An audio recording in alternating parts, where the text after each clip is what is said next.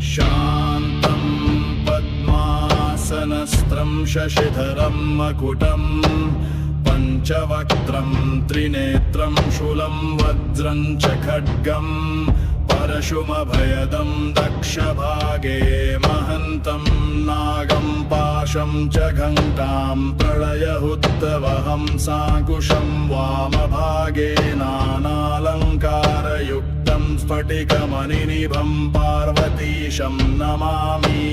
प्रणम्य शिरसा देवं स्वयम्भुपरमेश्वरम् एकं सर्वगतं देवं सर्वदेवमयं विभुम् रुद्रवरमप्रवक्ष्यामि अङ्गप्राणस्य रक्षये अहोरात्रमयं देवं रक्षार्थं निर्मितं पुरा।